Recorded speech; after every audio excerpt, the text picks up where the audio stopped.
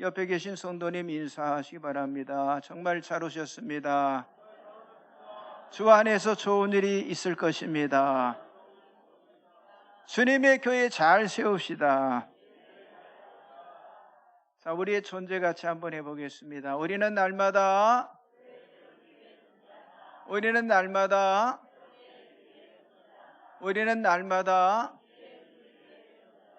아멘. 자, 오늘은 누가복음 1장 30절에서 38절의 말씀을 가지고 베들레헴에 오신 평화의 예수님이다 라는 제목으로 은혜를 나누기를 원합니다. 자, 하나님께서 완성하신 그 하나님의 파노라마의 그 아름다움이 성경에 나와 있어요. 하나님께서 행하신 가장 아름다움은요, 세상을 구원하기 위해서 하나님을 만나는 생명 되신 예수 그리스도를 이 땅에 보내주셨다는 것입니다. 지금 우리는요, 인공지능 시대인 AI 시대를 살고 있어요. 또 우리 인간의 그 지능을 뛰어넘는 일반 지능 시대인 AGI 시대를 또한 우리는 살아가고 있습니다. 자, 그렇다면 이러한 시대에 하나님께서 하시는 일은 과연 무엇일까요? 자, 창조 때부터 하나님이 하시는 일은 언제나 정해져 있으신데, 창조 때부터 지금까지 하나님께서는요, 생명을 다루고 계십니다. 그래서 하나님의 생명인 이 말씀 자체가 없으면요, 생명을 구원하는 여러분 교회는 세워져 갈 수가 없다고 하는 사실이죠. 하나님의 말씀 자체가 바로 생명이라고 하는 거예요. 그리고 교회는요, 하나님이 함께 하시는 바로 예수의 생명체입니다. 그러므로 교회는 하나님이 함께 하시는 그 영성이 없으면요, 절대로 하나님 앞에 쓰임 받을 수가 없습니다. 다시 말하면 성령으로 행하지 아니하면 교회는요, 세워질 수가 없다고 하는 거예요. 여러분, AI가 아니라, AGI가 아니라 그 무엇이라 할지라도 성령이 일하시지 않으면요, 아무것도 할 수가 없습니다. 자, 그러니까 하나님의 섭리는 지금도요, 우리의 영성을 이끌어 가신다고 하는 거예요. 그런데 AI나 AGI에서는요, 그 안에는 영성을 찾아볼 수가 없다고 하는 거예요.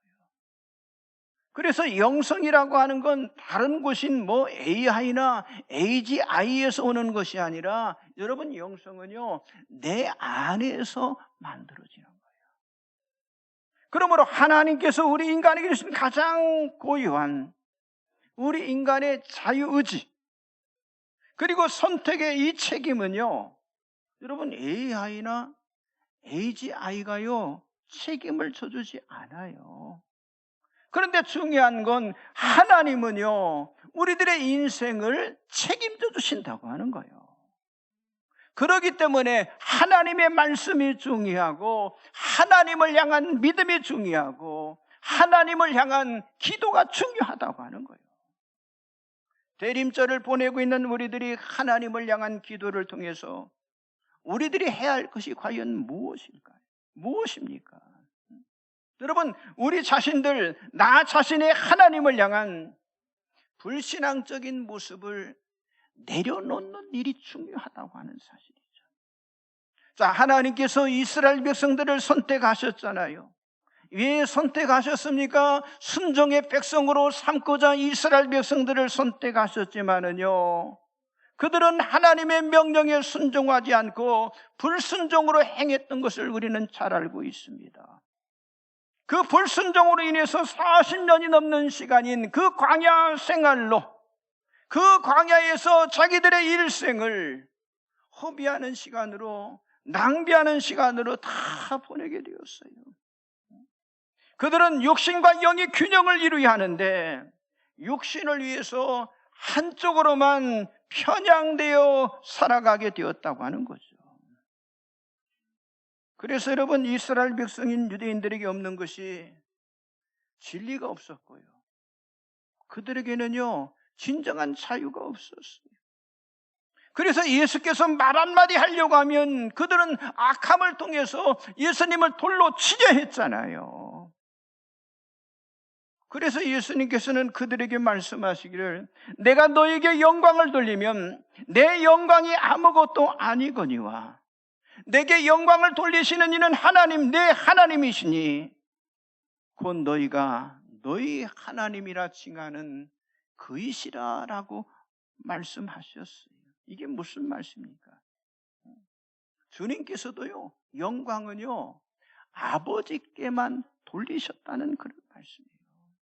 여러분, 자기가 영광을 받고 자기가 높임을 받는 것이 아니라고 하는 사실이죠. 그래서 우리가 지금 보내고 있는 이 대림절의 기간은요 낮아짐의 기다림을 통해서 희망과 평화와 사랑과 기쁨으로 오실 예수 그리스도를 찬송하는, 찬양하는, 경배하는 절기인 줄 믿습니다. 여러분, 하나님 행하신 가치를 완성하는 행위가 그게 찬양이고 찬미예요. 예수님 이 땅에 오실 때 천사들이 얼마나 하나님을 찬양했습니까? 여러분, 우리가 언젠가 다시 오실 그 주님을 주님 앞에 가게 될 때 그때도 마찬가지예요. 천사들이 찬양하는 거예요. 우리가 지금 지키는 이 절기의 핵심은요, 여러분, 예수 그리스도의 오심과 예수 그리스도의 또 재림에 있는 거예요.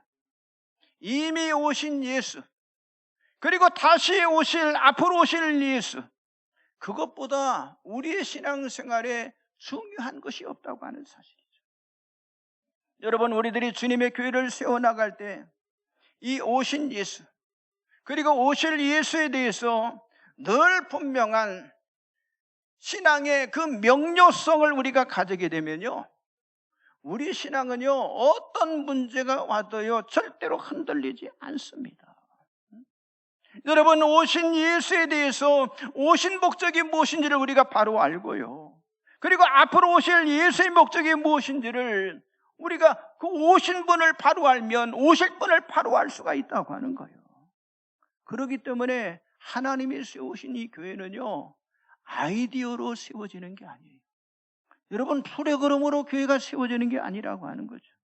하나님의 계획하신 원래대로 아주 명료하게 교회가 세워져 가야 한다고 하는 사실입니다.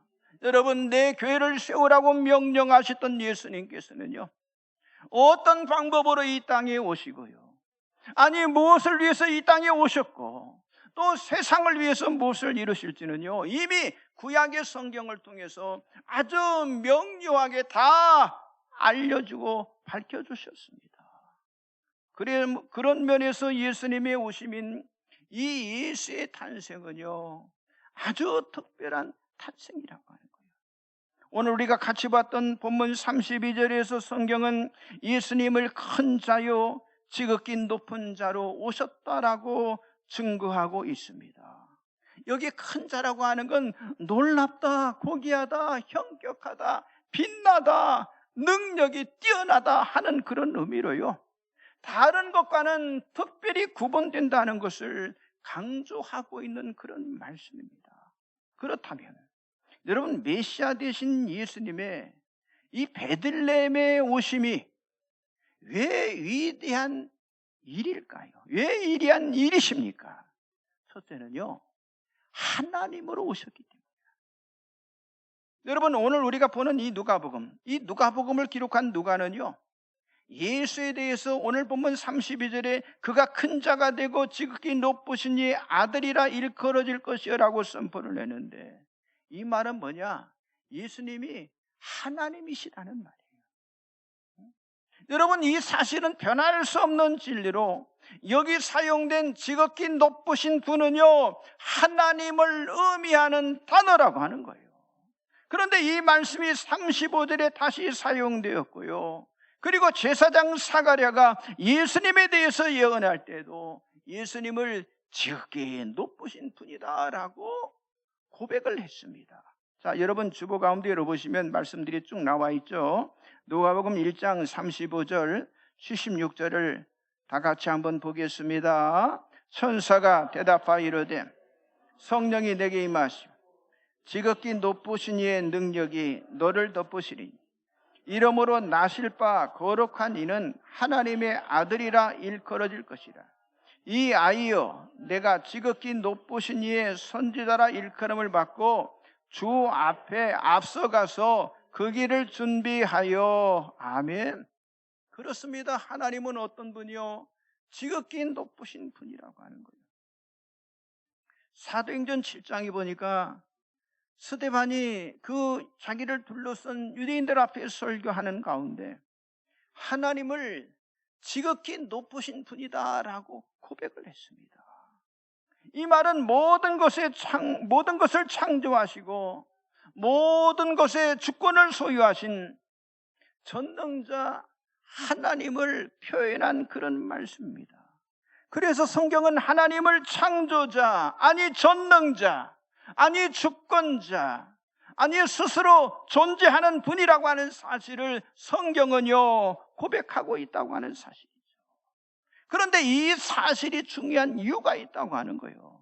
여러분, 천사가 마리아에게 메시지를 전해줄 때, 아까 조금 전에 32절 말씀했죠. 그가 큰 자가 되고 지극히 높으신 이의 아들이라 일컬어질 것이요 라고 전했고요. 그리고 35절 마지막 부분을 보시면 태어날 분이 하나님의 아들이다 라고 말씀을 했어요. 이 말은 예수님이 곧 하나님이시다는 그런 말씀입니다. 그러므로 예수님은요 크고 높으신 하나님의 아들, 즉 전능자 하나님의 아들이라는 그런 의미로 예수님이 가진 성품, 예수님이 가진 본성, 아니 예수님의 그 본질에 있어서 아버지 하나님과 동일한 분이라고 하는 사실을 말씀해 주고 있는 거예요. 여러분, 이것보다 더 놀랍고 이것보다 더 놀라운 그 오묘한 비밀이 어디에 있겠냐고 하는 거예요. 성경 보세요. 성경은 뭐라고 그랬어요? 예수님은 하나님의 영광의 광채시요 하나님을 닮은 본체의 형상이다라고 분명히 성경은 말씀하고 있어요. 말씀 보세요. 히브리서 1장 3절 나와 있죠. 같이 보겠습니다. 이는 하나님의 영광의 광채시요 그 본체의 형상이시라. 그의 능력의 말씀으로 만물을 붙드시며 죄를 정결하게 하는 일을 하시고 높은 곳에 계신 지극히 크신 이의 우편에 앉으셨느니라. 아멘. 여러분, 이 말씀은 예수님이 아버지 하나님과 그 성품에 있어서 본질에 있어서 그대로 닮았다는 말씀을 지금 하고 있는 거예요. 여러분, 요한복음 5장에 예수님께 대해서 많은 것을 우리들에게 요한복음 5장을 통해서 가르쳐주고 있는데 예수님께서 안식일에 사람을 고쳐주셨어요. 그러면 유대인들 입장에서는 안식일에 사람을 고쳤으면 그건 안식일을 범한 죄가 되잖아요. 그래서 유대인들이 예수님을 고발을 합니다. 그때 주님께서 그들을 향해서 그들이 듣기 민망한 말로 주님이 말씀하시기를 내 아버지께서 이제까지 일하시니 나도 일한다라고 그들에게 말했어요. 그러자 유대인들은 예수님에 대해서 죄목을 하나 추가하는데 뭡니까? 신성모독죄라고 추가를 하게 되었어요. 여러분, 유대인들에 있어서 하나님이 나의 아버지다라는 말은요 나의 본질이 하나님과 같다는 말이에요. 유대인들은 이런 말을 쓰지 않는 거예요. 나의 본질이 하나님과 같다. 그런데 지금 이 말씀을 천사가 마리아에게 전하려고 했던 그 메시지와 아주 정확하게 일치를 이루고 있다고 하는 거예요. 그렇습니다. 하나님의 아들 예수님은요 누구와 동일하신 분? 하나님과 동일한 분이시라고 하는 거예요. 그분이 마리아의 몸을 통해서 그저 단지 사람의 모습으로 어때요? 이 땅에 오셨다고 하는 거예요. 얼마나 놀랍고 얼마나 신비한 사건입니까? 그래서 하나님이 우리와 함께 하시는 것입니다. 그 이유는 여러분, 인간과 하나님과의 막힌 그런 담을 무너뜨리고 우리를 죄로부터 구원하시기 위해서 하나님께서 그 일을 행하셨다고 하는 거예요. 하나님과의 새로운 화평의 관계를 이루기 위해서 임마누엘 하나님으로 이 세상에 오신 것입니다. 그러므로 성탄절은요, 하나님께서 우리에게 보여주신 평화의 메시지라고 하는 사실을 여러분들이 믿으시기 바랍니다. 옆 사람 좀 인사하세요. 예수님은 하나님으로 오셨습니다. 그렇습니다. 두 번째는요, 완전한 사람으로 오셨습니다. 여러분, 하나님께서 만일 원하시기만 하면요, 언제든지 이 세상에 오실 수 있는 그런 분이시잖아요. 여러분, 우리가 구약 성경을 보면 하나님은요, 사람의 몸을 빌리지 않고도요, 세상에 오셨던 경우가 참 많이 나타나 있어요. 쉽게 말해서 에덴 동산에서 어떻게 했어요? 아담과 함께 성경은 거닐었다라고 말씀하고 있잖아요. 여러분, 시내 산에서 하나님께서 모세에게 나타나셨잖아요. 그러니까 이 구약 성경에서 하나님께서 사람에게 나타난 경우는요, 얼마든지 있어요. 그런데 한 가지 공통점은요, 한 번도 사람의 몸을 통해서 하나님께서 나타나신 경우는 없었다고 하는 거예요. 왜냐? 그럴 필요가 없으셨기 때문에 나타나지 않은 거예요. 그런데 우리를 놀라게 만드는 사건이 바로 이 베들레헴에 일어났는데, 여러분, 예수님이 이 땅에 오시기 전 1000년 전 하나님께서 다윗과 약속하신 그 언약을 그대로 성취하셨다고 하는 거예요. 자, 말씀 보세요. 누가복음 1장 32절, 마태복음 1장 23절 같이 보겠습니다. 보라, 내가 잉태하여 아들을 낳으리니 그가 큰 자가 되고 지극히 높으신 이의 아들이라 일컬어질 것이요, 주 하나님께서 그 조상 다윗의 왕위를 그에게 주시리니 보라, 처녀가 잉태하여 아들을 낳을 것이요, 그의 이름은 임마누엘이라 하리라 하셨으니 이를 번역한즉 하나님이 우리와 함께 계시다 함이라. 아멘. 여러분, 하나님께서 사람의 몸으로 오신다는 이 소식인데, 지극히 높으신 이 아들이 오신다는 사실만큼 여러분 신비롭고요, 오면질 리가 없잖아요. 그리고 또 뭐라고 그랬어요? 성령으로 잉태되었다라고 성경은 말씀해 주고 있어요. 여러분, 예수님은 우리와 똑같은 모습으로, 그리고 똑같은 방법으로 어디에 태어나셨어요? 베들레헴 마구간에 예수님이 태어나셨다고 하는 거예요. 누가복음 2장 6절 말씀해 보니까 거기 있을 그때에 해산할 날이 찼다라고 성경은 말씀하고 있습니다. 그렇습니다. 우리 인간과 같이 똑같이 지금 예수님이 태어날 그런 해산할 날이 된 거예요. 여러분, 정상적인 방법입니다. 물론 하나님의 성령으로 잉태되었다고는 하지만은 하나님은 마리아의 몸을 통해서 우리와 똑같은 방법으로 예수를 태어나게 하셨다고 하는 사실이죠. 이게 무슨 말이에요? 인간의 모습으로 오신 예수 그리스도의 신성이 아닌 인성을 강조를 하고 있는 거예요. 그리고 성경은 아주 중요한 말씀을 하고 있는데, 마리아의 첫 아들이 예수라고 하는 사실을 말씀하고 있어요. 누가복음 2장 7절 같이 봅니다. 첫 아들을 낳아 강보로 싸서 구에 누였으니 이는 여관에 있을 곳이 없음이리라. 첫 아들이라고 하는 건 둘째가 있고 셋째가 있다는 말 아니겠습니까?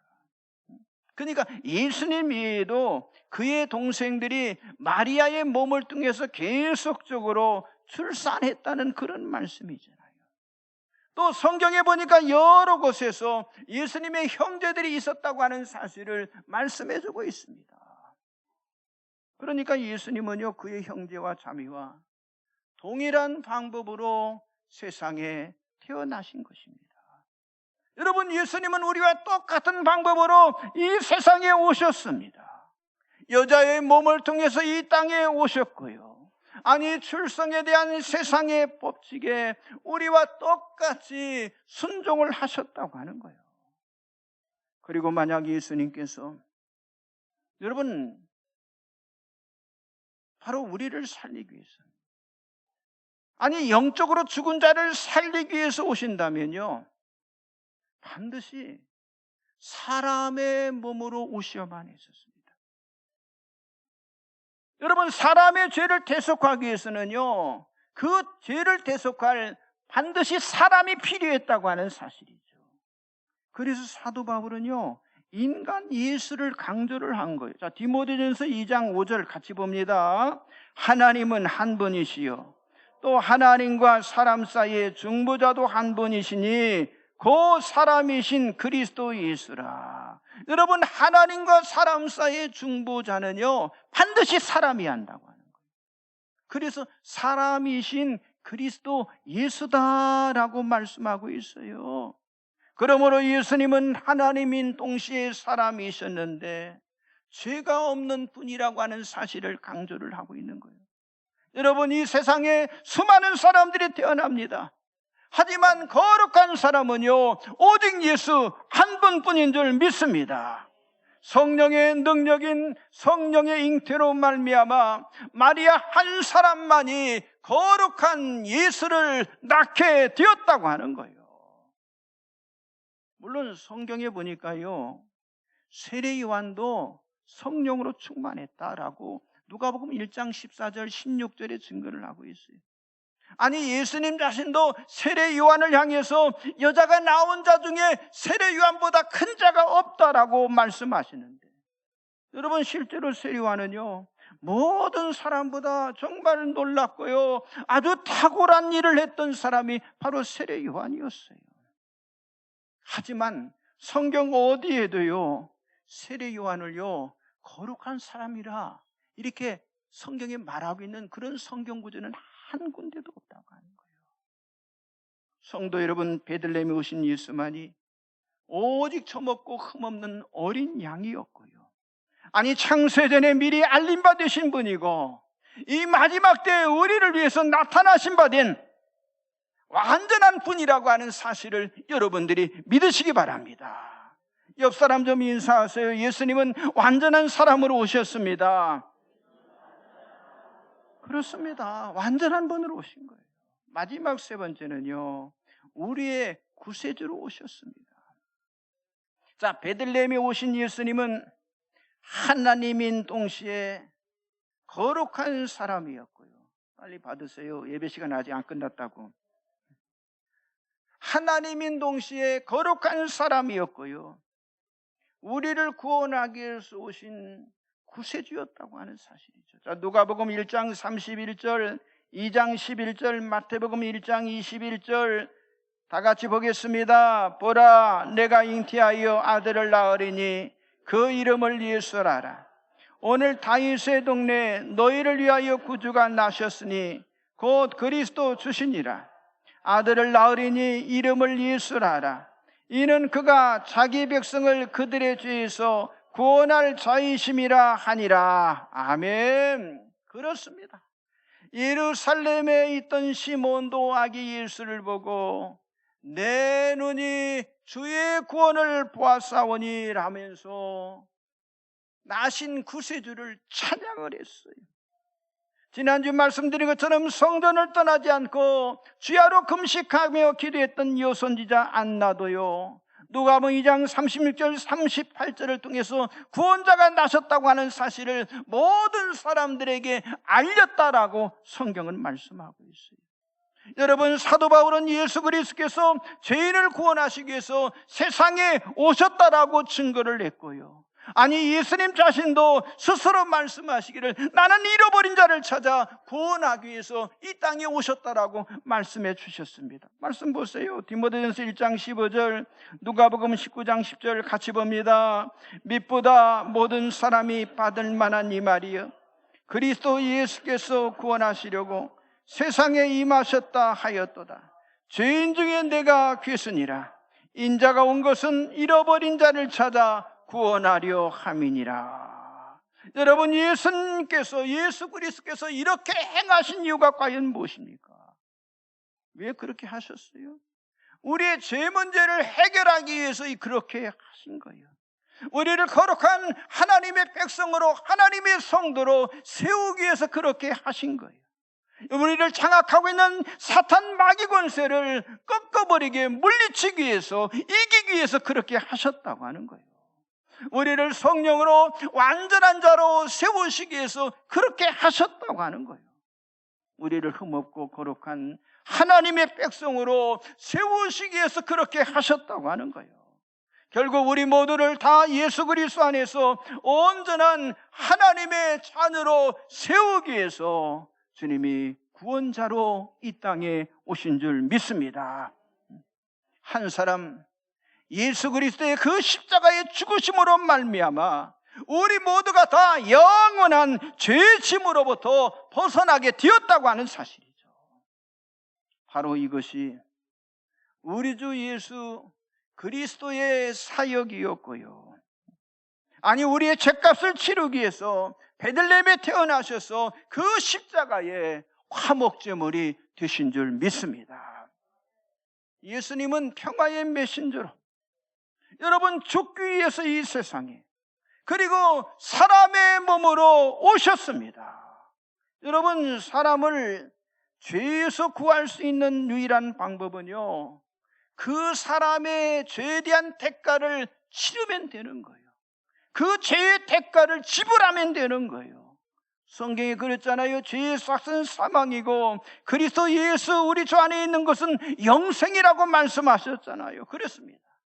예수님은 평화의 메신저로 우리를 살리기 위해서, 죽기 위해서 이 땅에 오셨는데, 그 오신 그날이 바로 성탄절이라고 하는 거예요. 그러므로 성탄절은요, 온 세상을 위해서 참된 평화를 가져다 준다고 성경은 분명히 밝히고 있다고 하는 사실이죠. 사랑하는 성도 여러분, 여러분들이 이 세상에 이제는 진정한 평화를 전달하는 전달자로 여러분들이 쓰임을 받으시기 바랍니다. 주변의 이웃들에게 예수 그리스도의 복음과 예수 그리스도의 사랑을 나눔을 통해서 하나님께 영광 돌리며 하나님을 찬송하는 삶을 살아가시기를 주님의 이름으로 간절히 축복합니다. 우리 찬송가 292장 주 없이 살 수 없네, 다 같이 찬양